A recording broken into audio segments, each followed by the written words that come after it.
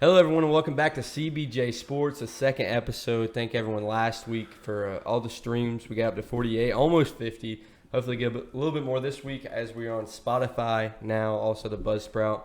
Link is in our bio on Instagram, Twitter, at CBJ Sports. This week we're going to be talking about the tournament. Is Sam Darnold one of the best Jets quarterbacks the last decade? We're going to talk free agency, the NBA, the whole spill. And first, guys, we're going to start in the Ncaa March Madness tournament. Of course, the games that we were going to talk about that happened yesterday, Loyola Chicago lost to Oregon State, Baylor beat Villanova, and Oral Roberts, a 15 seed, lost in a heartbreaker by 2 to Arkansas.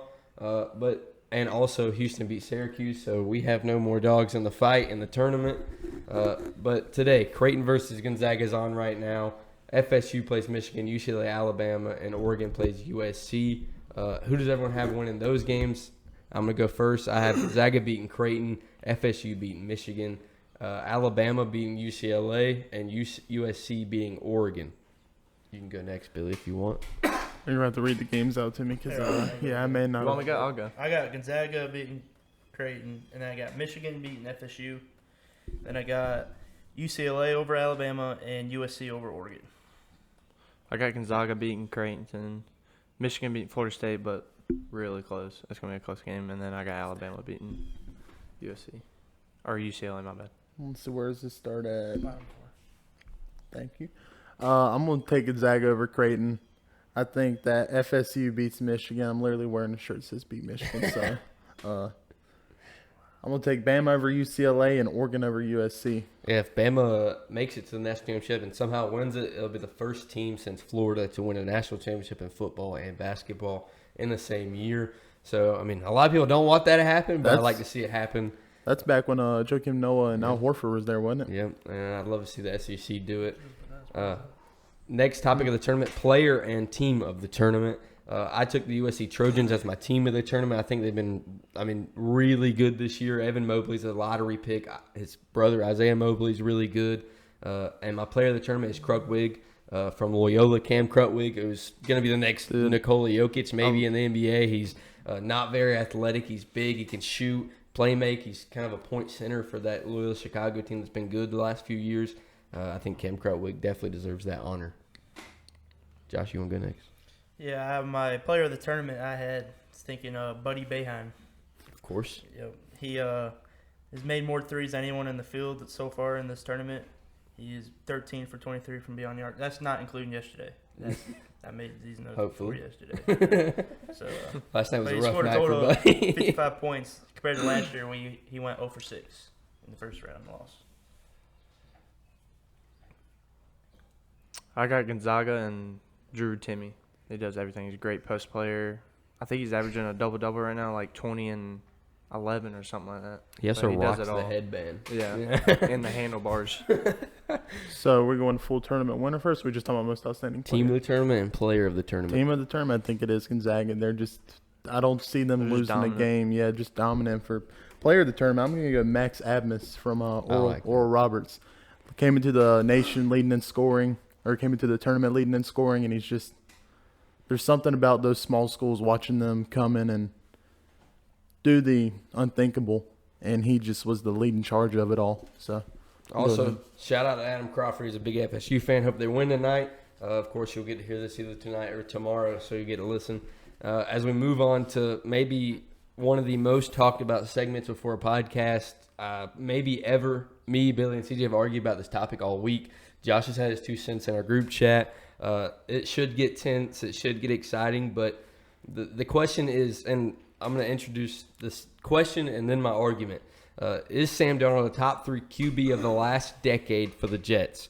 And our argument based off of, we know Mark Sanchez. We can all agree Mark Sanchez is the best Jets quarterback of the last decade. He took them to the playoffs. We can all agree, yes? Yes. And then it comes down to second and third. And I agreed with CJ that I think Ryan Fitzpatrick deserves to be 2. You can argue for Sam Darnold, but the argument me and Billy had is Sam Darnold has to be 3. And CJ's rebuttal was that he's not. So we'll get to hear his third quarterback in that list. But first off, I want to lead with my argument. And I came and I searched up. Everyone watched the Vegas game, right? The Raiders-Jets lost on Hail Mary.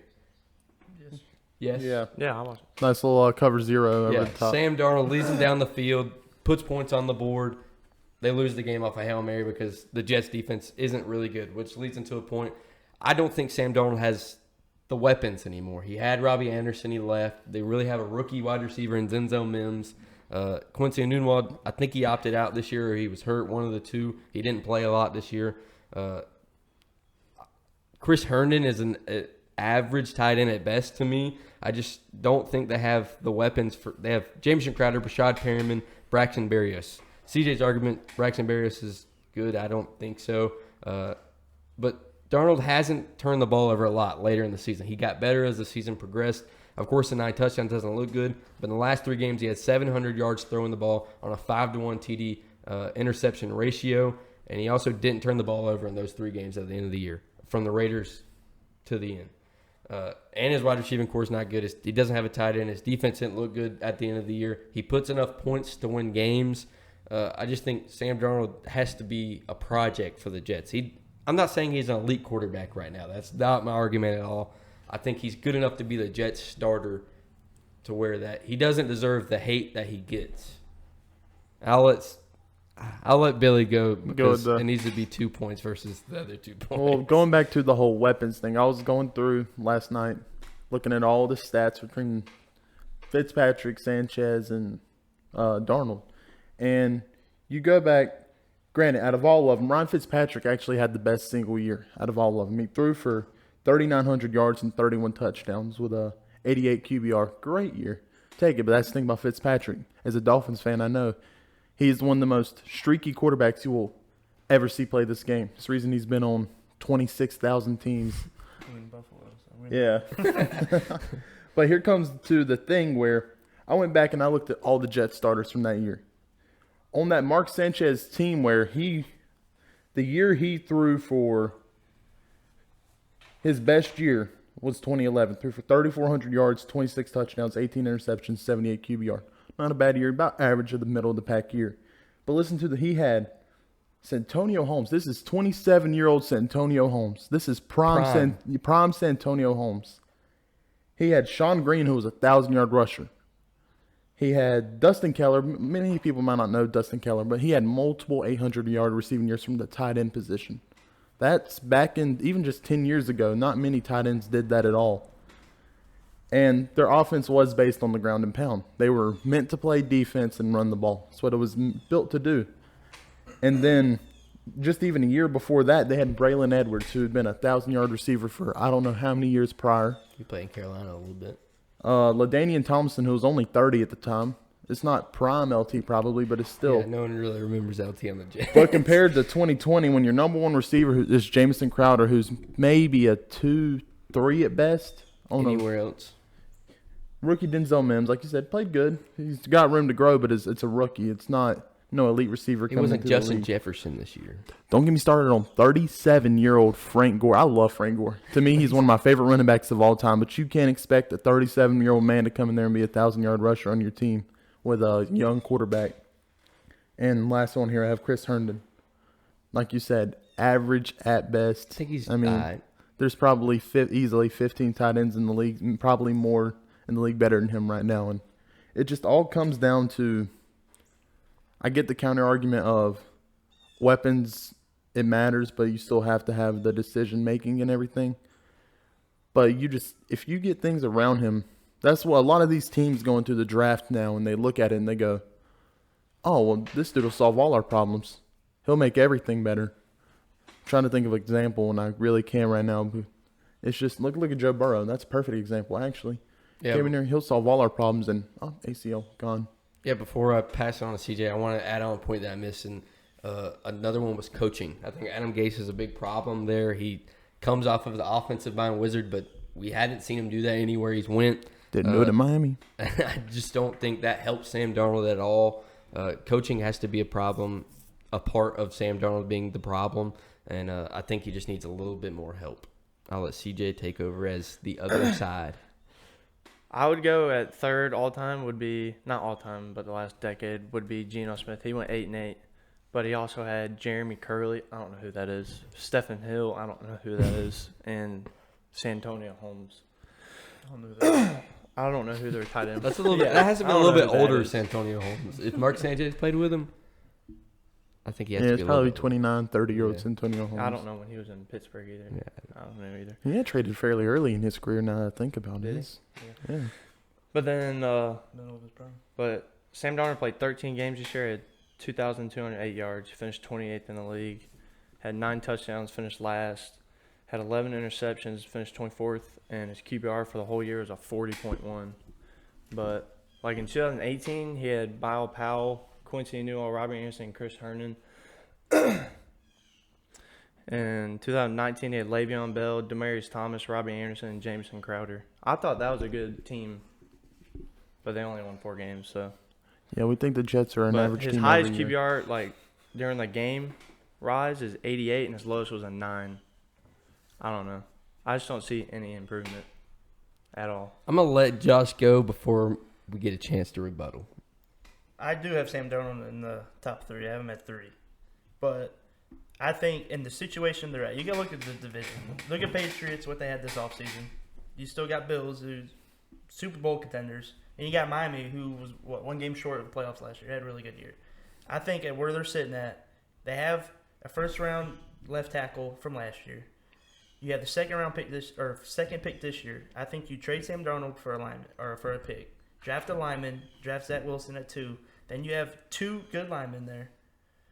And then you have Zach Wilson. I think you rebuild. That's also regarding if you can even get a first for Sam Darnold. No, like second.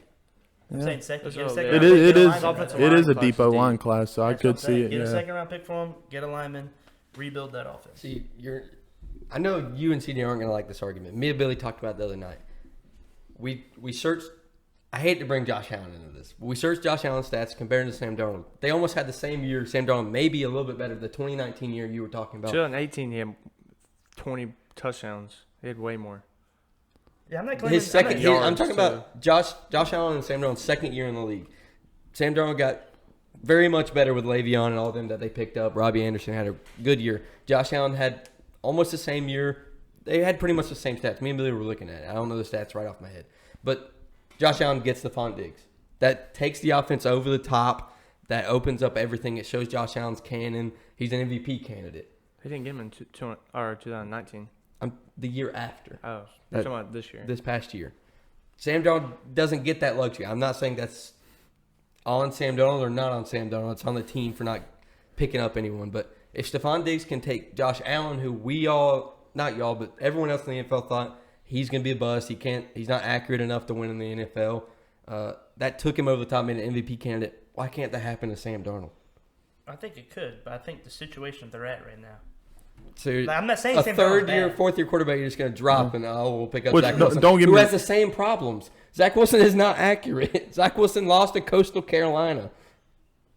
I know, but I'm thinking I'm not saying he's bad. I'm not. You're saying he'd I'm be saying, better in a he's different saying that system. He hasn't really truly had a true chance. But I think new coach coming in, the division they're in, where it's at, I think if they want to rebuild, they do it now.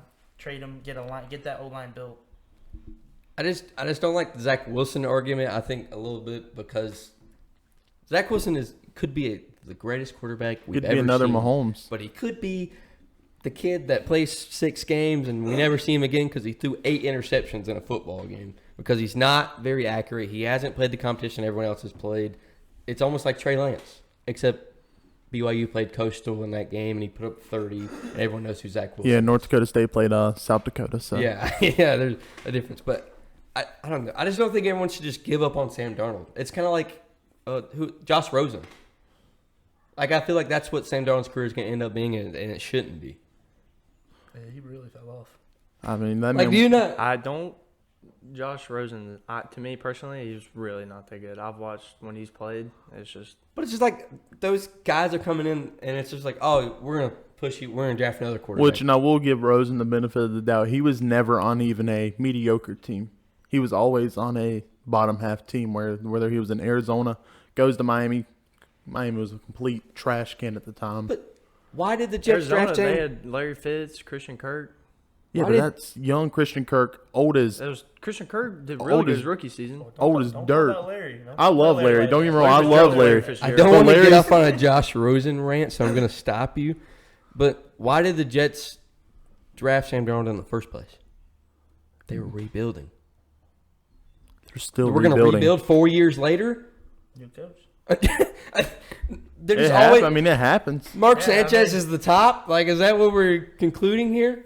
Yeah, but they're still rebuilding. The reason why there's like But Matthew rumors. Stafford took them to the playoffs, and now they're finally getting rid of Matt Stafford and restarting. The reason why there's rumors of Zach Wilson and them drafting us because there's just no improvement. And that's one all. thing. It is a little bit of a tangent, but there's one thing I'll never understand in the NFL is these teams that finish 8-8 every year, 7-9, like the Jets for the past half decade, and you can't figure out whether they want to spend the money to be a contender or they just want to sell everything and rebuild. There's never been that. And there are so many teams like that in the league now, and I think if you can get the right value for Darnold, I'm okay with it.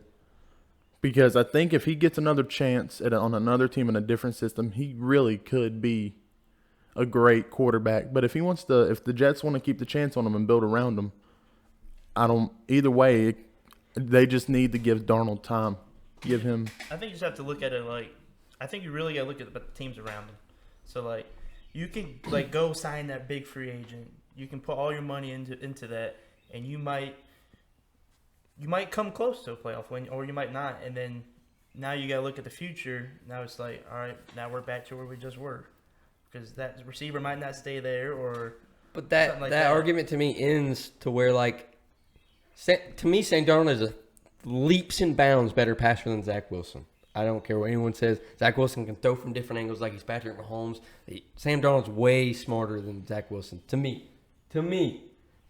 But, then Zach Wilson's coming in with no weapons. What's he going to do?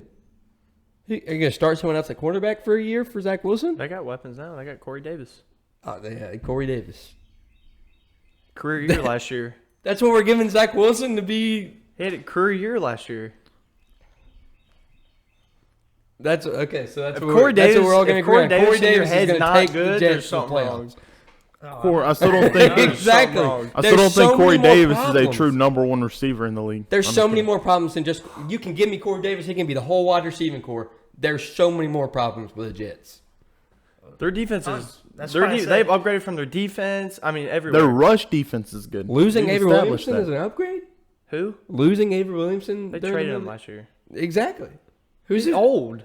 He's 31, Who's their 30. linebacking core? I don't know who's their linebacker Exactly. core. No one can name one. Brian Poole got released, didn't he? I don't know. I They still think got Brian- Eric May or whatever his name is. Marcus May. Marcus May. To me, there's just too many problems to Carl just put all Lawson. the blame on Sam Darnold and be like, oh, we got to get you out. I mean, CJ, you literally said last week on the podcast, we were doing the free agency talk, and you said, I still think the Jets have the most to do, was your exact quote. So. I started that off. With it. Oh, didn't we had the most improved teams. He said Pats. I said Bengals or Jets because I said Carl Lawson went to the Jets, and they picked up Corey Davis. We can go back to the first episode. They picked up a couple players, but they're still so have the most. far. They're still not a good team. I'm going to stop it there and move on to the next topic before we take a break. We're going to get out of the NFL before we take a quick little intermission. But Jadeveon Clowney, the best fit. And to me, I think it's staying in Tennessee. He's got a defensive coordinator he's always had when he was in Houston. I think that defense is missing one more pass rusher and a guy that can drop back and play coverage. And I think Clowney needs to take a little bit of a pay cut because of his injuries lately. But I think Clowney needs to stay in Tennessee. Well, I don't think he stays in Tennessee. I think I would like him to stay with his defense coordinator and that he's been with almost his whole career. But I think he's gonna want the money still. I don't think he's gonna take that pay cut, and I just can't see him staying in Tennessee. So I went around last night looking at all the teams who fit his system, fit his style of play, and to my bias, I came down to the Dolphins. I have him going Miami too. I think They run a 3-4. He needs to get back where he can get his hand on the ground, on that edge, get around. He is a versatile player. We have the cap space to give him the money if we're willing to. That's the thing, is anybody willing to pay him the money? But I think Miami's a good fit for him in terms of the system and just everything that he needs is right there in Miami. So because of last year, he ain't gonna get the money he wants. That's why I saw something that says Go to Miami. It's a scheme that he's going to be best in. They could be a playoff team. Give him that 1 year deal, make it or break it. Yeah. You have a good year. If he's really good, you have a good year, you get paid. Yeah. Don't Which have a good I year. think that's what the Titans would do this year. That Or I can either see him going to Cleveland. I mean, Cleveland's right there on the come up. He's definitely not getting paid what he thinks he's going to get paid. Yeah, I think there's definitely going to be some type of pay cut. But I think Jadeveon Clowney's a really good pass rusher and going to end up somewhere in the NFL in the next coming weeks. The next topic, I think we're all going to have very different top threes, but top 3 running backs in the NFL right now. And my number 1, of course, is my boy, Christian McCaffrey. He's the most versatile. I don't think anyone runs like Christian McCaffrey in the NFL. I think he's a generational type talent at the running back position. And, of course, last year he got hurt, but if he stays healthy like he did every game at Stanford when he played in every single game as a Cardinal, I think there's no one that's going to match him stats-wise, 1,000. My number 2 is Dalvin Cook. He runs harder than anyone in the NFL besides Christian McCaffrey. I think he's right there behind Christian with versatility. He's way better pass catcher than people realize. He's a 1,000-yard rusher. And my number 3 is King Henry. No one's going to hit 2,000 rush yards, I don't think, out of that whole group I said. But he doesn't have the wide receiver out of the backfield kind of guy. He's just going to be ground and pound up the middle. But I don't think anyone does that better than Derrick Henry. You can run HB dive every play and win a football game with Derrick Henry. So that's why I had to put him in my top 3. I went into this with more of a true running back sense. I did put Derrick Henry at 1 just because you won't find a better runner in between the tackles. And that's no diss to the other 2 guys. He's just meant to have 30 carries a game for 200 yards, 3 touchdowns, and he's Derrick freaking Henry. So, second, I do got CMC, Christian McCaffrey. I mean, like you said, 1,000 guy. He does it all. He can line up in the slot, break your ankles, torch you for 50 yards. He can get behind the quarterback under center and he can run in between the tackles effective, run off the edge effective, and we could see him win an MVP within the next 3 or 4 years, I think. And then third's Dalvin Cook. I mean, he was injured for the first half of last year and still finished top 3 in total rushing yards by the end of the year. He just got to stay healthy. Yeah, if he could stay healthy, he probably might have. If he would have been healthy the whole year, he might have ended that list on number 1 instead of number 3. So I had CMC at 1, and then I had Dalvin Cook at 2, and then I had Saquon at 3. No 2,000-yard rusher on the top 3. I love Derrick Henry. I'm not saying he's bad at all. I think he's good. That offensive line's really good. That offensive line is really good. We thought that Le'Veon offensive line was- is built for rushing. But- They're made to have 300 rushing yards a game. That O-line is. Just same with Cleveland. I think Nick Chubb is good too. But I think you can throw any running back in that system, and he can have a 200-yard game. Yeah, I like Saquon. I got King Henry at 1, and then Dalvin at 2, and then CMC at 3. Or I meant Mike Davis. No. Wow. Ouch. Ouch. Mike Davis to Atlanta. But we all kind of had the same kind of 3 besides Saquon, which Saquon was hurt last year. I think that's why he wasn't in a lot of our top 3. We didn't get to see Saquon this year. I'm going to be honest, not to be corny here, but I'm surprised I didn't hear CJ go Lamar at 3. So I really. So you can make a little running back. Yeah. I'd put him at 4. That's why. Yeah, I would too. I went in front of that. So we move on to, if you're a Carolina Panther fan that watches or listens, the Deshaun Watson situation, best fit for him. I'm going to start it off. All this allegation stuff I think is playing right into the Panthers' cards. Because the Panthers, now we're seeing all these teams move in front of them to try to hit quarterbacks. And the Panthers have a starting quarterback on their roster in Teddy Bridgewater. Or anyone else as a free agent. You can sign for cheap and wait out this Deshaun Watson situation. I don't think any other team has the roster, the quarterback, or the money to sit around and wait for Deshaun Watson to be released except the Panthers. And they can play all these games with Teddy Bridgewater to give him a chance to prove himself with the new talent. They get CMC back. It's an offensive draft. And honestly, if Kyle Pitts lands in your lap at 8, take him and let him run with Teddy Bridgewater because Teddy Bridgewater loves checking the ball down. Kyle Pitts is a go-get-it kind of guy. I think all this stuff, Deshaun Watson, there's no evidence. It's going to blow over in about 2 months, and they're going to have to release him because Deshaun Watson's not going to play football in Houston. And I think Carolina's going to be sitting there waiting while all the other teams drafted a quarterback, and the Panthers get an MVP right there. I like it, but I figured that's what you were going to say. So I wanted to go something completely out of left field, just something a little different. No, not something you've heard. I don't know. The Jets have been rumored, so, I mean, you never know. But I actually went with the Broncos. because I don't think Drew Lock's the answer there. And for a team that's already young on offense, that's a team that Deshaun can grow with. They have Tim Patrick, Cordell. I about to say Cordell Patterson. I thought you were about to say that. Yeah, what's the Sutton? Cortland Sutton. Cortland Sutton. You already got a couple veterans there in Melvin Gordon. What's the tie? Noah Fant's there, young kid. I mean, you have a really at the very least, above average defense, if not a top 10 defense in the league year in and year out. And, I mean, the only question is Drew Lock good? Not my question, but, I mean, I don't think so personally. But I think my only question is what do they trade? What do they have to trade other than 16 future first? I mean, I think where they're at right now, they could – because I think they're taking that corner from Virginia Tech in the Caleb Farley. Well, they re-signed Justin Simmons. Justin Simmons. They got Kyle Fuller from Bears. Yeah, that's what they got. So that defense is there. At Broncos is literally all on Drew Lock. They're re-signing Von Miller too. I think they already did. So where do you have Deshaun Watson going? Broncos. I think was a good choice. Panthers too. If there was 3 teams, it was Broncos, Panthers, and then I have Bears. The Bears. I like the Bears. Deshaun in a Bears jersey. Bears fans would go crazy. Yeah, because they actually get. Yeah, because they could have had him 5 years ago, but you know. But they took Mitchell Trubisky. I think my only thing with the Bears is I've seen how they handle dual threat quarterbacks. They don't let them run. I don't think they're smart. They don't realize Deshaun Watson's going to get released, and they're just like, we're never going to get him. We have to get Andy Dalton. I want the redhead. Where do you have? He didn't get that big of a contract though, so I think they still could go for Deshaun. Yeah, I got him going to the Panthers. If you just look top down from the roster, I mean they're in go mode, like win now. That receiving core is good. That defense, I mean they're good.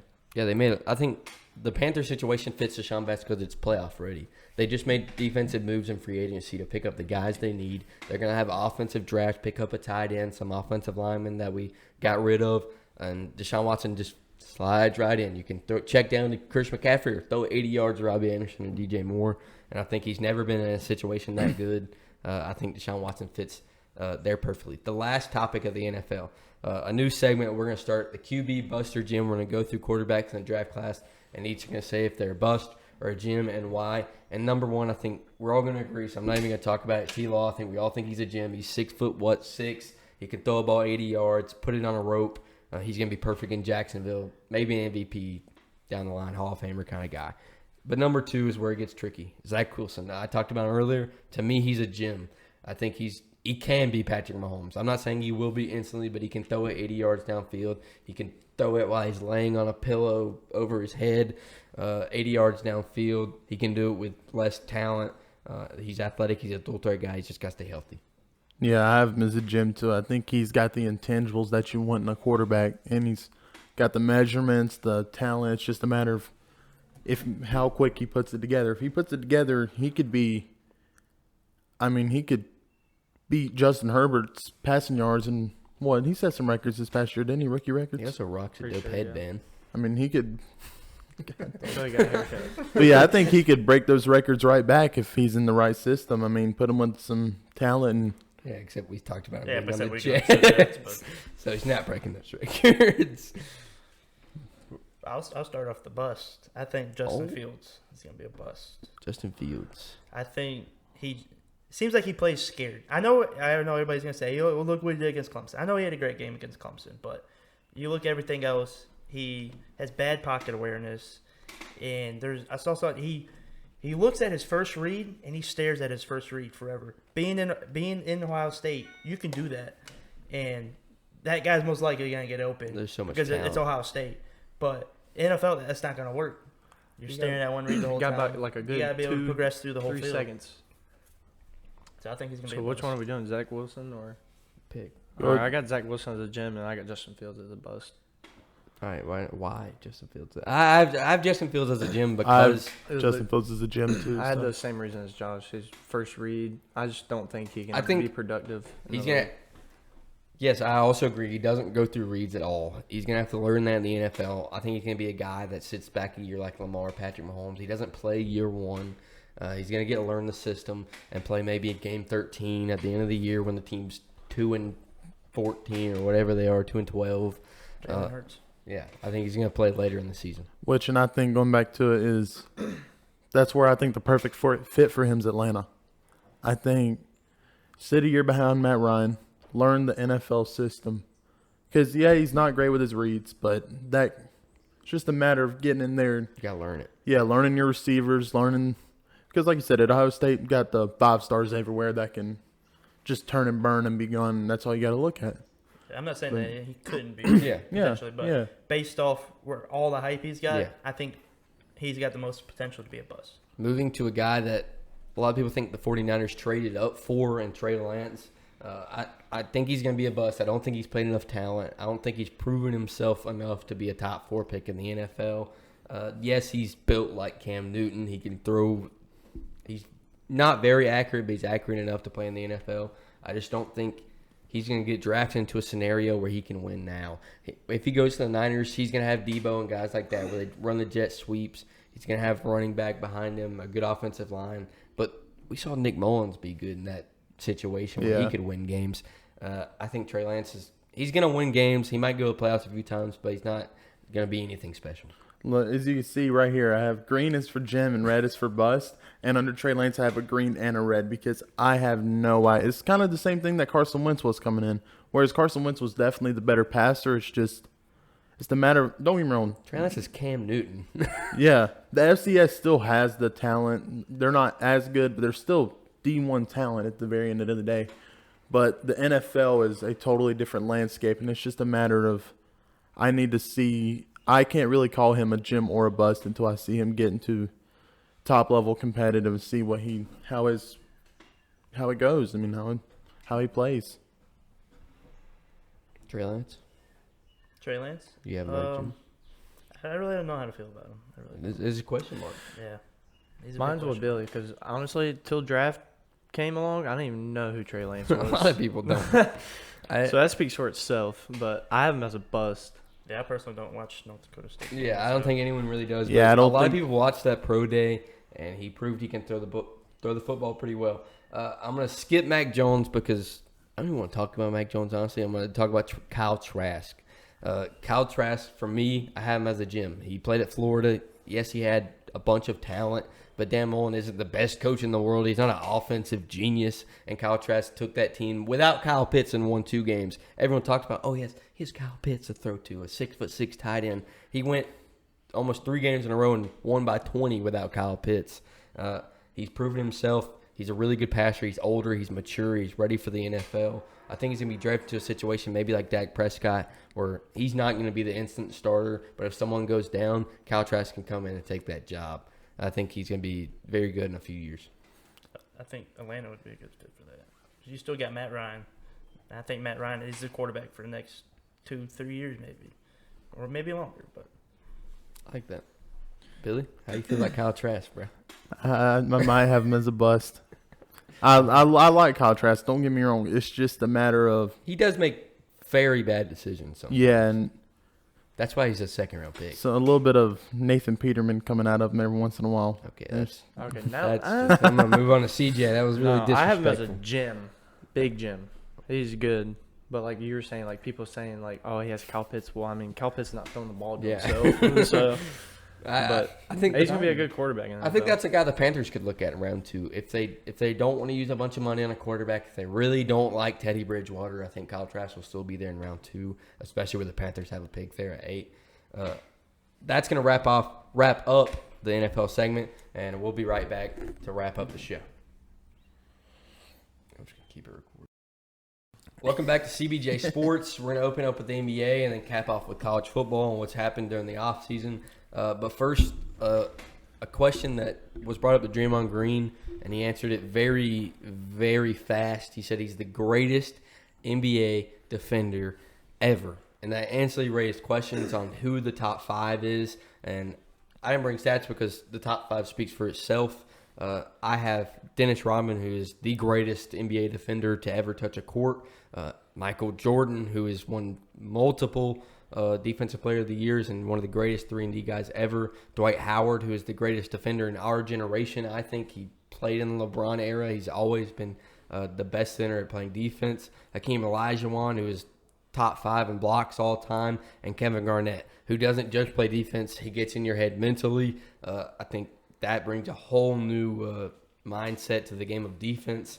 And I think that top 5, I don't think Draymond even touches him. Like, he's not even close. I think Kelly Oubre just tweeted out, I think it was yesterday, saying how you can't compare now to back then. So, like, Draymond coming out saying that he's the best defender ever. The NBA is soft now compared to what it was. Regarding three-point shooters. Yeah, it's soft now compared to what it was. I don't think you can. I don't think you definitely can't put him top 5. I don't put him top 5. And we pretty much have the same top 5. But I did throw Ben Wallace in my top 5. I like Ben Wallace. He was definitely honorable. I didn't even do a tie. I have like 10 names, honestly. But it's not nothing against. I love Draymond. I think he's the best team player in the current era.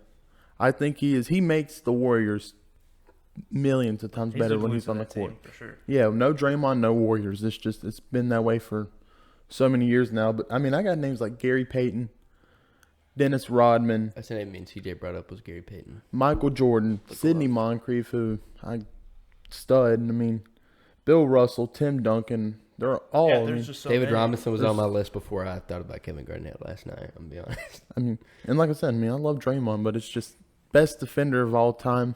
Yeah, I don't think he's the best defender in the NBA right now.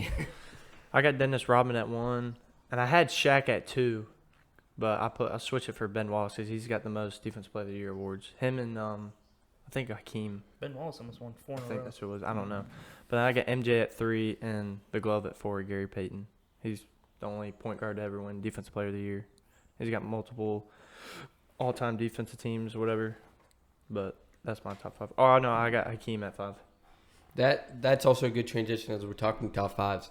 How many players, as Josh said, no comparing then to now, but how many players right now are going to be top 10 in the NBA all time? Like when you list your top 10 list, guys that are going to be in that top 10 that are playing in the era that we are watching today, and I came up with 3 names, and 3 names that are going to be maybe even top 5 when they're done. I think Bron is 2.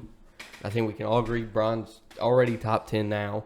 I think for me, KD's right outside of it right now at 11 or 12, but he's going to grow. He's going to get more chips, obviously, with that Nets roster now. I don't really care if you count him or not, but he's going to score the most points in the finals every time they play in them. So he's going to be top 10. He's going to be top 10 finals points, finals record, everything. And I think Steph Curry's the greatest shooter to ever live, and that's going to mean something when he retires, and people are going to realize he's got to be top 10. He's going to jump guys like Tim Duncan that are sitting at people's 10.